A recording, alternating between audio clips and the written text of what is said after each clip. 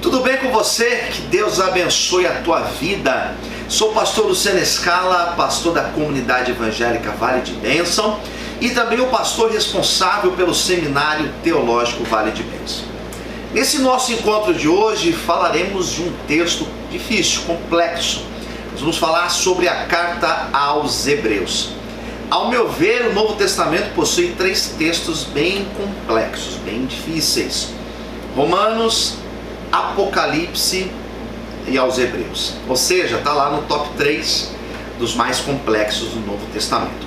E já começa porque nós não sabemos se é uma carta, se é um tratado, se é uma pregação. Nós não sabemos quem é o remetente, destinatário. Não dá para saber. O texto não tem uma autoria clara. Sendo assim, fica complexo. Além disso, o conteúdo também ele é complexo. Eu costumo dizer que para a pessoa ler aos Hebreus e entender aos Hebreus, ela precisa ler o Antigo Testamento e entender o que significa lá no Antigo Testamento. Por exemplo, sacerdócio de Arão, de Melquisedeque, a ideia dos anjos, a ideia da lei de Moisés. Se a pessoa não entende essas figuras do sacrifício, do templo, se ela não entende essas figuras lá no Antigo Testamento, ela não vai entender praticamente nada daquilo que está escrito nesta carta aos Hebreus. Então, para esse nosso encontro de hoje, a minha tentativa não é fazer aqui uma explicação profunda. Não, a minha tentativa é, de forma bem simples, explicar para você o que nós encontramos lá na carta aos Hebreus. O que te aconselho é você continuar estudando e se aprofundando nesse estudo, tá bom? Vamos lá. Acerca da autoria, eu já falei, não tem como saber quem foi o autor. Alguns vão falar que foi Paulo, mas não. Quando você pega as cartas paulinas, os textos de Paulo, e você faz um léxico, você começa a analisar as palavras que o apóstolo Paulo utilizava, e você pega a carta aos Hebreus, você percebe que não tem uma conexão. Lutero dizia que era Apolo, possivelmente a Paulo. A Igreja Oriental dizia que poderia ser Barnabé. E já ouvi até dizer, alguns teólogos modernos, que poderia ser Priscila. Outros Lucas, Silas, Epáfras. Então, na verdade, não dá para dizer quem foi o autor aos Hebreus. Nós podemos ter algumas noções, por exemplo, da sua data. Foi escrito antes da destruição do templo, antes da destruição de Jerusalém, que ocorreu no ano 70. Então, possivelmente, os historiadores arriscam dizer que foi entre o ano 67 e o ano 69 a.C. São informações que nós podemos ter como um pouco mais seguras, tá certo? Que mais? O que o autor fala aqui nesta carta? Eu já disse que ela não é fácil. O que ele está tratando aqui pra gente? Primeiro, ele está mostrando a superioridade de Cristo. E as figuras encontradas no Antigo Testamento, o autor vai dizer que isso era uma sombra, era uma representação daquilo que de fato Cristo é. Então ele vai dizer, por exemplo, lá no capítulo 2, que Cristo, ele é acima dos anjos. Ele é superior à figura angelical, que é muito citada na literatura do Antigo Testamento. Esse autor aqui conhecia o Antigo Testamento. O grego dele era fantástico, um grego muito bem escrito. E ele dominava a cultura grega, a cultura helenística, conhecia demais a cultura judaica, conhecia o Antigo Testamento, a tradução da Septuaginta, conhecia. Então ele coloca Cristo superior aos anjos, ele coloca Cristo lá no capítulo 2, olha que coisa linda, como irmão dos homens da humanidade, como nosso irmão, fantástico. No capítulo 2, no capítulo 3, ele coloca Cristo como superior à figura do sumo sacerdote, que era uma figura importantíssima dentro do judaísmo. Sumo sacerdote, o profeta ouvia Deus e falava com o povo. O sumo sacerdote ouvia o povo, falava com Deus. Fazia a ponte entre o povo e Deus. O sacrifício, quem levava até Deus era o sumo sacerdote. E ele coloca Cristo como esse sumo sacerdote. Ele é acima do sacerdócio levítico, o sacerdócio que era oriundo da descendência de Arão. E ele coloca Cristo, ele usa até aquele sacerdócio misterioso de Melquisedeque. Melquisedeque não vinha do sacerdócio de Arão, ele é antes de Arão. Ele vinha do próprio Deus. E ele coloca a figura de Cristo acima do sacerdócio, tanto de Arão como o de Melquisedeque. Fantástico. Ele coloca Cristo acima de Moisés. Quando eu falo acima de Moisés, estou dizendo acima da lei de Moisés. Jesus, ele é o sumo sacerdote, está acima do sacerdote, está acima da lei. Tudo isso era uma imagem, uma sombra, uma representação daquilo que Cristo seria revelado. Cristo é a revelação perfeita de Deus para o homem. Depois nós temos no capítulo 5, né? Capítulo 5, capítulo 6 e o capítulo de número 7, nós temos Cristo, né? E acima do sacerdócio, e ele vai colocar aqui as normas da conduta cristã. Como o cristão deve se comportar. Aos Hebreus também vai ter essa colocação aqui. Deixa eu pegar aqui o resumo aqui.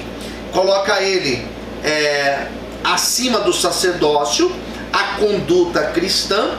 Depois vai colocá-lo lá no capítulo de número 8, vai colocar Cristo acima do santuário, acima do templo, acima do santuário.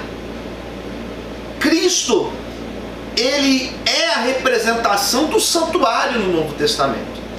Se lá no Antigo Testamento o santuário era o local onde eles tinham essa conexão com Deus, no Novo Testamento Cristo é o santuário. Percebe na fala de Jesus com a mulher samaritana? A mulher samaritana perguntava onde nós devemos adorar, porque existia essa importância, né? Os samaritanos adoravam no monte, os judeus no templo, e Jesus falava assim, não é nem um canto nem no outro. O Pai procura os verdadeiros adoradores, como diz lá, né? Que o adoram em espírito e em verdade. Jesus está acima de tudo isso, tá certo? Coloca ele acima do santuário, vai mostrar a nova aliança pelo sacrifício de Jesus Cristo na cruz. Capítulo 9 vai mostrar a insuficiência do culto dos judeus. Percebe que o autor está escrevendo para judeus que estavam saindo do judaísmo, se convertendo a Cristo. Ele estava dizendo o quê? Que esse culto ligado aos levíticos, ele é insuficiente. Não é que ele deve ser desprezado no sentido de isso não presta, não é isso. Mas ele é insuficiente. Isso daí foi uma sombra. A realidade agora é a revelação de Cristo Jesus, tá certo? Coloco o sacrifício de Cristo como definitivo, ou seja, não existe mais a necessidade de eu levar animais para o sacrifício, porque Cristo foi o sacrifício perfeito.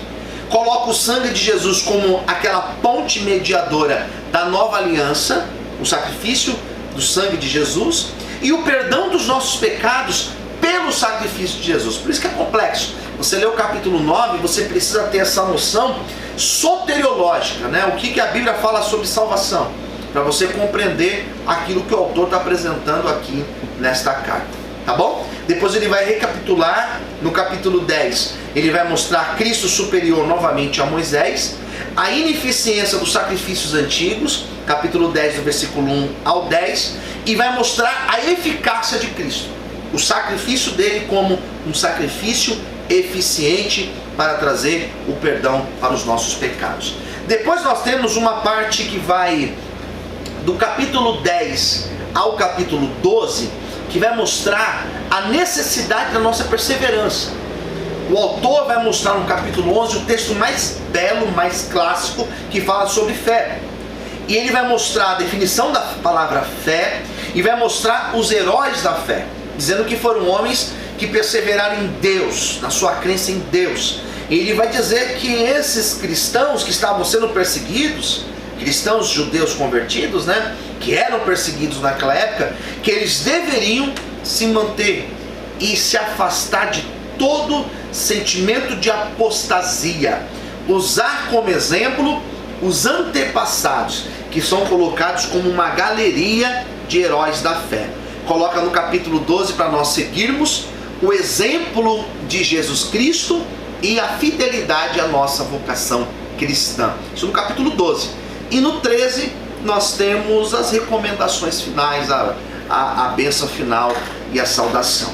Então, ao meu ver, esta carta aos Hebreus, ela é difícil, porque ela precisa, para você compreender, você tem que conhecer esses elementos do Antigo Testamento. Então não é tão simples.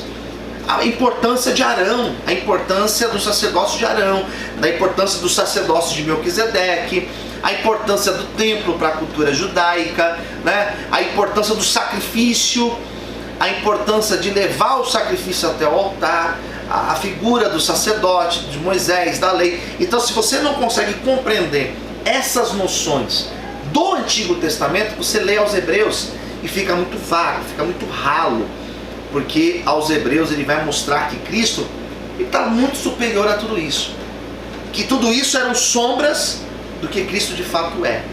A sombra não é o que é na verdade. A sombra não tem cheiro, a sombra não tem densidade, a sombra não tem textura. A sombra é uma representação. O que é de fato é Cristo. Então os Hebreus está dizendo que é em Cristo que nós temos a perfeita revelação de Deus para a humanidade. Tá certo? Bom, eu espero que esse estudo tenha te ajudado a clarear um pouquinho as suas ideias acerca de aos Hebreus. Te recomendo continuar estudando. Se inscreva no nosso canal, ative notificações, porque eu colocando alguma novidade aqui, você recebe em primeira mão. Um beijo no teu coração e até o nosso próximo encontro. Valeu!